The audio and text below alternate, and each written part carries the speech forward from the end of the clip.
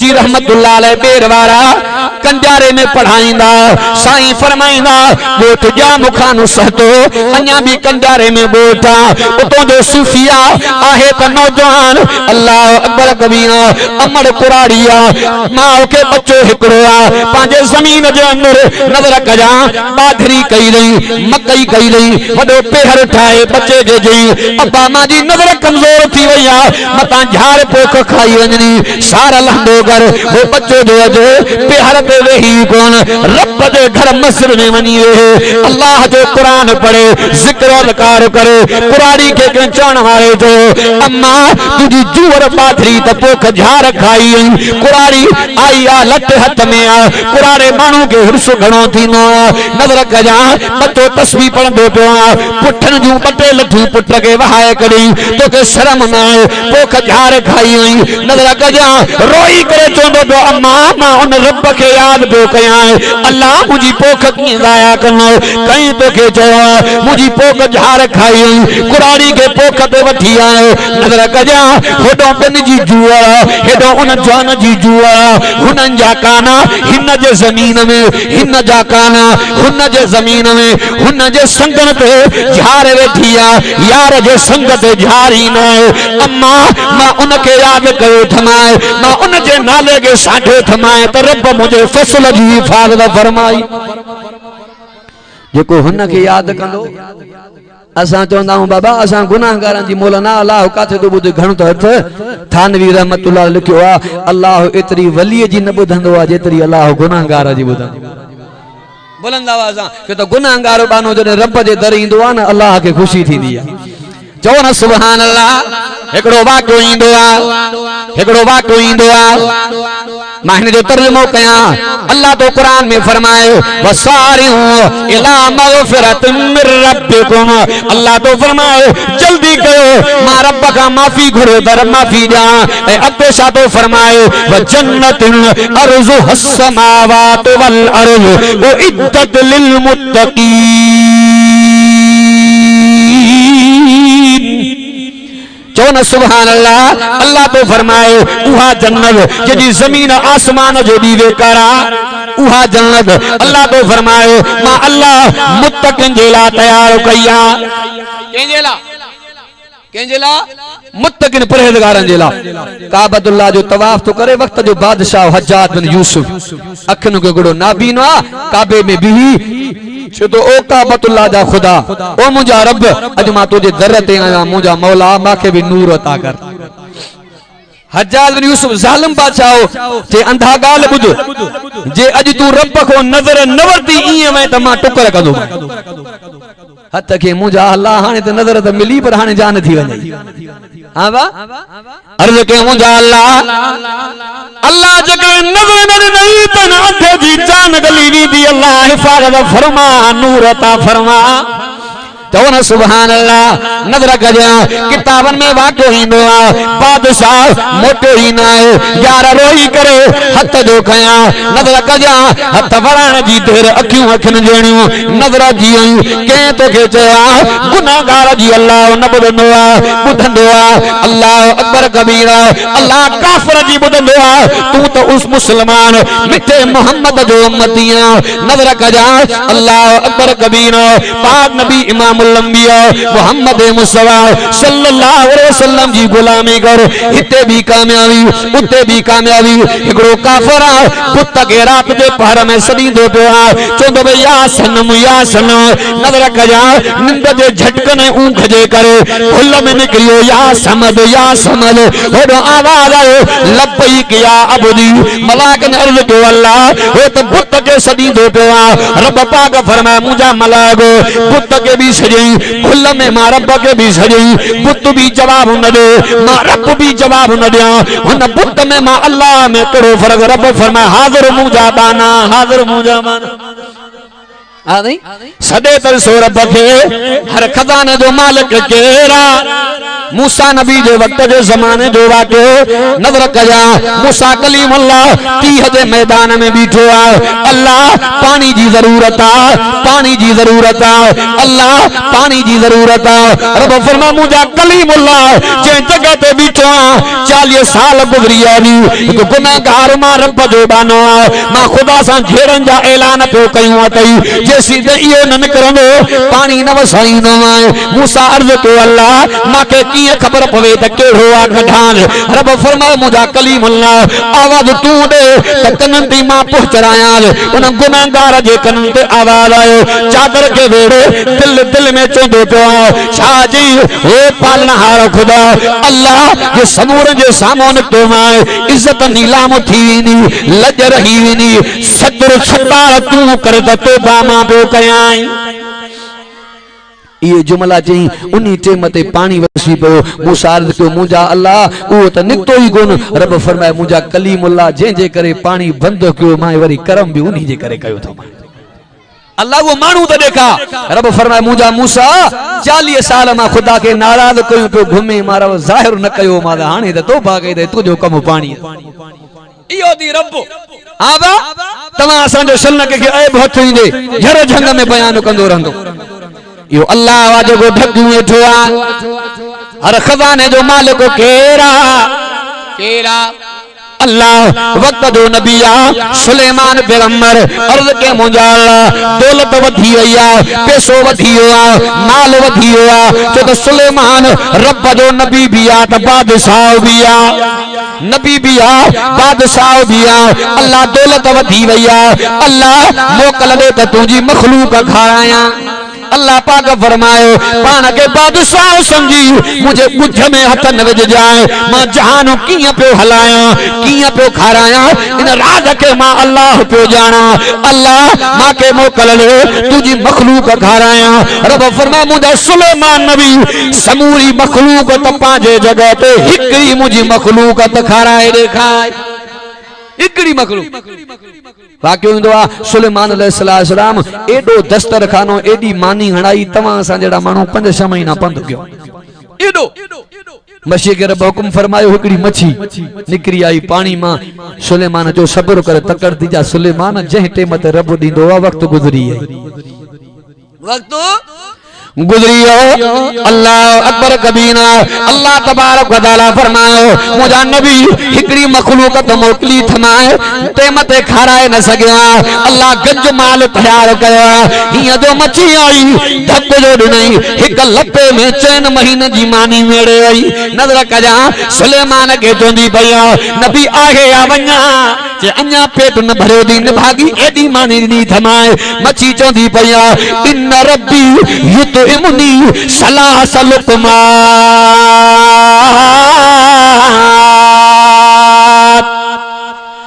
सुलेमान हिकड़ो वेलो खारो न सजो एड़ा वेला अल्लाह माके ट्रे दी दुआ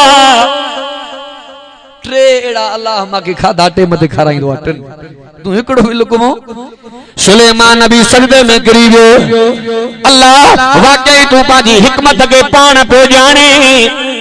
वाकई अल्लाह मुझी भेणी ना है तुझी मखलूक खाराया नजर कजा के घणो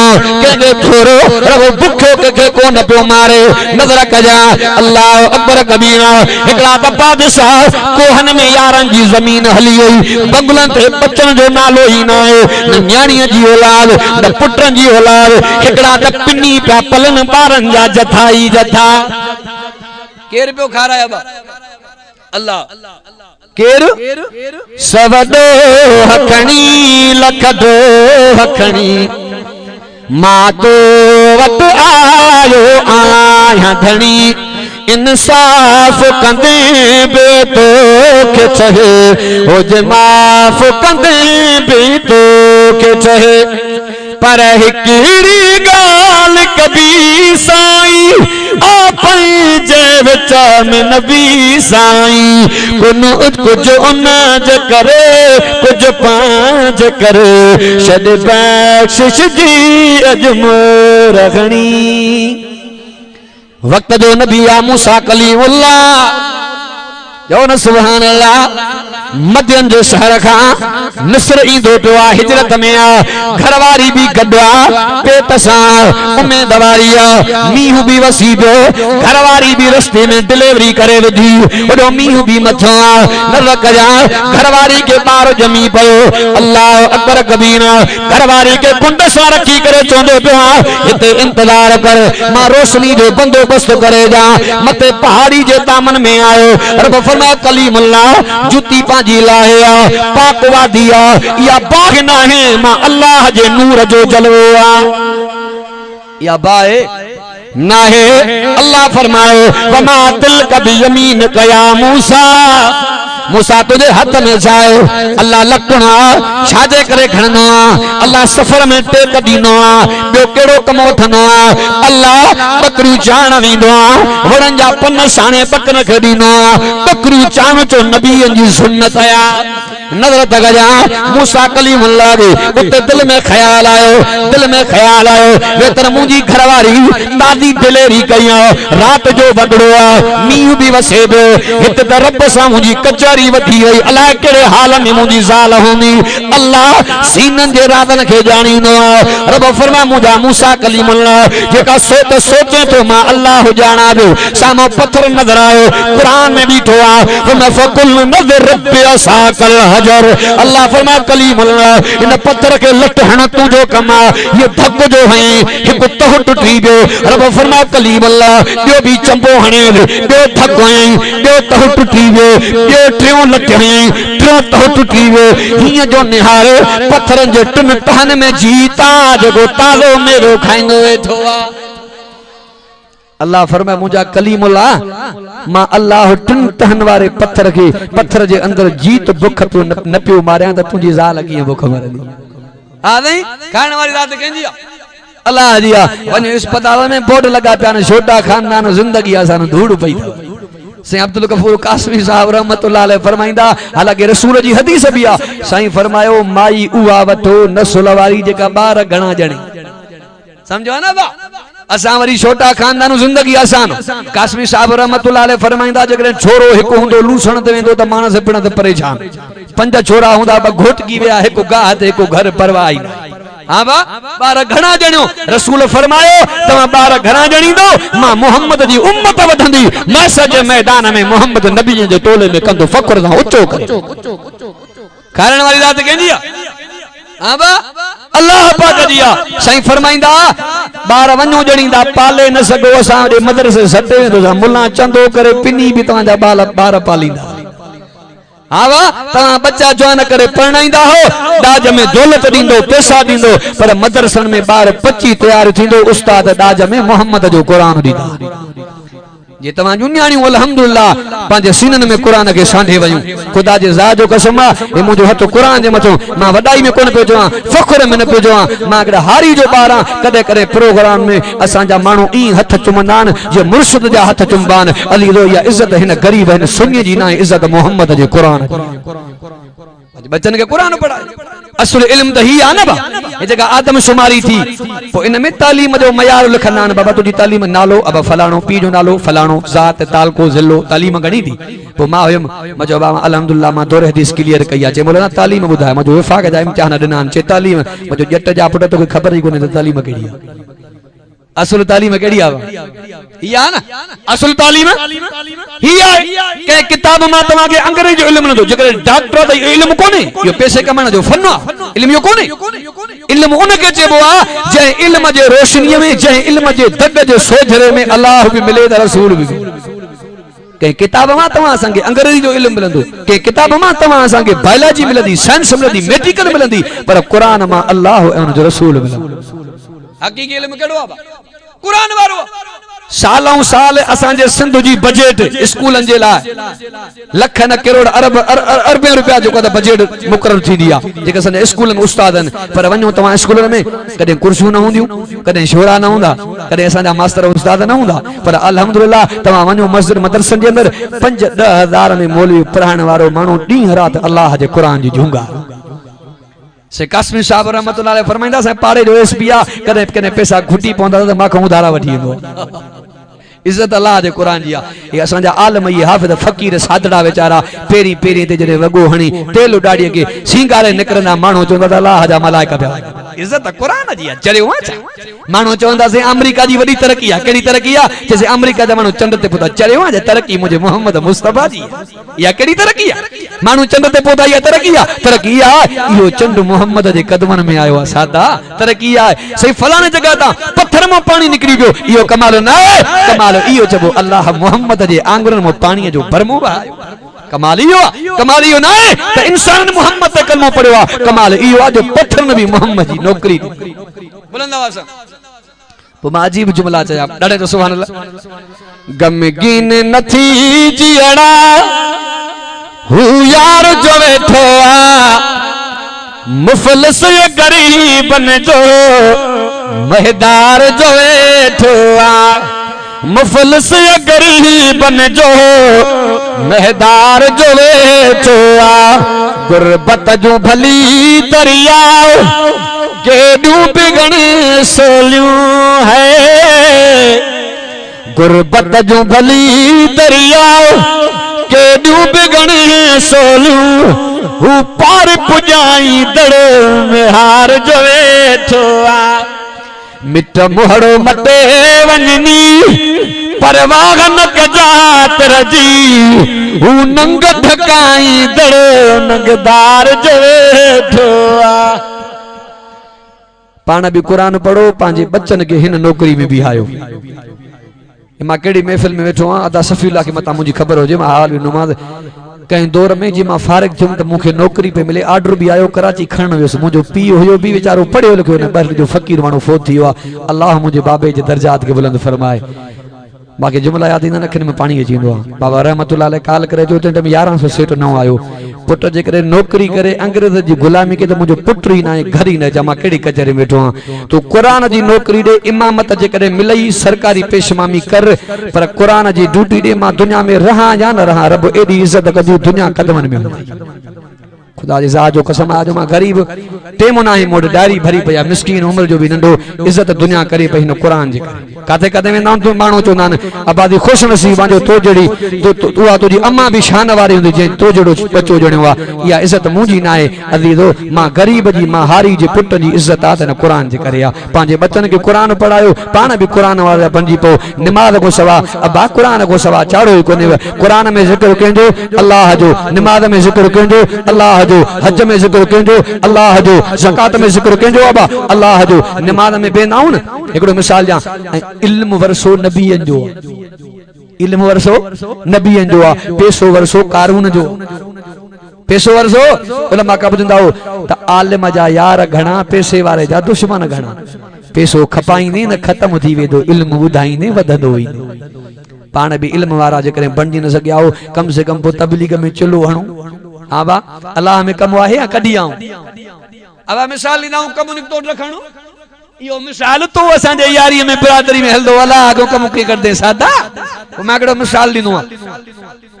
मौला अशरफ अली थानवी रहमतुल्लाह वाक़ियो लिखियो इमाम आजम अबू हनीफा जो एकड़ो शख्स आयो साईं मां पैसा रखया घर जे अंदर अगे सादा मानू गुंदन में कुंडन में सतींदा सादगी जो दौर हो सजाई हुई अगे अजीजो जायूं कच्चू हूं पर ईमान पक्का अजो जायूं पक्कियूं ने ईमान जा लाह निकरिया आयो साईं मां पैसा रखया घर जे कुंड में याद न था पवंदो केड़े कुंड में रखया साईं फरमाया अबा तहज्जुद जी नमाज पढ़ी रब को दुआ करो इंशाअल्लाह तोके पैसा याद अची वेंदा हाने जेको 5 वक्त नमाज न पढ़े त तहज्जुद उन जला बरो आ न हां नहीं पो हिन वारे असा रायविन व्यादे हाजी गुड़ जो चाचड़ा है रस चाकर खान पो मां चो मतलब हाने हेडी दुनिया में भी वड़ो आ को जो अल्लाह हाजी भर भी वह को जो चलो हणो तबलीग बाबा ओडे न भी हुआ त वो रायविन हल जे मौलाना तू मुबल्लिग मानू आ तकरीर वाला जलसा छडी ने को न मां काडो हला तू भी हल त मां भी हला मजो इंशाअल्लाह हेल तो सा वायदो मां भी तो सा रायविन हलंदुस पोते व्याजे तहजे जे टेम ते उठायो मां अखियूं माटे कंदो आ हाने त नमाज पढ़ी सुता कयो त रतो आ ता मुलन तदी त नहीं दाउन हर हर नमाज पर अल्हम्दुलिल्लाह जेतरा दी रहो 5 वक्त नमाज पाबंदी सा पर तहज्जुद भी पाबंदी सा सही अब्दुल समद साहब रहमतुल्लाह अलैह फरमाइंदा जेको नोट न हलंदो आ न बा तो खुलल पैसन में विच में दबे के दुकान वाले के बरो दींदा मन हली वन है न बा त अवा असा ओए सिक्का कोन था हलऊं इन नेकन जी ठही टोले में मिली पो तो मन तवा असा भी अगजी वन तो वो आयो साईं ने, साईं फरमाया तहज्जुद जी नमाज पढ़। उन तहज्जुद जी नमाज पढ़ी, एक रकात पढ़ी, वो अतैयत में बैठो तो यार के पैसा याद अजिया गीता जी बरकातूं पूरी के सुधो घर माई जो ने भागा तहज्जुद पढ़ी वे बस तकर पैसा याद आया। हाँ बा पैसा मिलिया साईं रे वयो। इमाम आदम अबू हनीफा रहमतुल्लाह अलैह फरमायो अबा पैसा मिलिया जैसे पैसा मिलिया गाल करन चे पो नमाज पढ़ी। साईं दिल चयो जरे पैसा मिलिया त केड़ा ए उजागा कया वेठो माना कम तो रखण विसरियो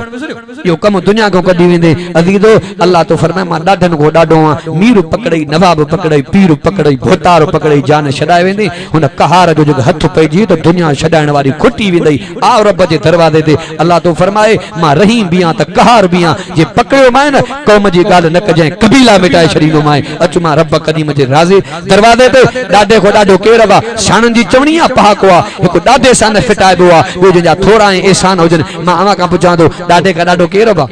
अल्लाह। एहसान घणे का घणा केजा अल्लाह जा तो फिटायूं रब सां बीठो आ न। अचो रब करीम जे दरवाजे ते पाण में एके बदी सुलह ऐं मोहब्बत वारी जिंदगी गुजारियो। मरण वारी जुदाई काफी आ जीरे जुदाई न कयो पाण में हो मिट हो बिरादरी परची पो एक बे सां भला भला हलो अदीदो पोख एड़ी पोख जेका उते कम अचे। असा जो डाडो आ 108 साल उम्र त सजा आहे अल्हम्दुलिल्लाह। चोंदो आ पाकिस्तान आजाद न थियो तो मुझे जवानी जो उरूज अञा आहे तो माके चोंदो आ अबा आल मानुआ झर जंग घुमे तो गाल नीत पत एड़ी रख जाए सियाणा चवंदा न जान वने त वने पर मुर्स जी इज्जत न वने। समझो था ना बा इज्जत जे करे बरकरार रखनी आ त अखलाक वाली जिंदगी गुजारियो दीन वारन सा आलमन सा गड रहो इंशाअल्लाह। साईं फरमाइंदा बेर वारा जी मोहब्बत सोहबत आलमन सा कुरान सा दीन सा ऐं अकीदो तौहीद वारो चेहरे ते सुन्नत जिंदगी में नमाज मोहम्मद जे उम्मत जो बेड़ो तरे तरे तरे तरे तरे तरे जेको मां गालायो उहा बुधो। अल्लाह मुखे भी अमल वारो बनाए रब अवां के भी अमल वारो बनाए। अल्लाह तमाजे गोठ के इन कौम के ता क़यामत आबाद फरमाए पाण में एको बदी सुलह जी तौफीक नसीब फरमाए। आखिर दावाना अल्हम्दुलिल्लाहि रब्बिल आलमीन वमा तौफीकी इल्ला बिल्लाह अलैहि तवक्कल व इलैहि उनीब। माशाअल्लाह जिए त ही होया साईं सिराज अहमद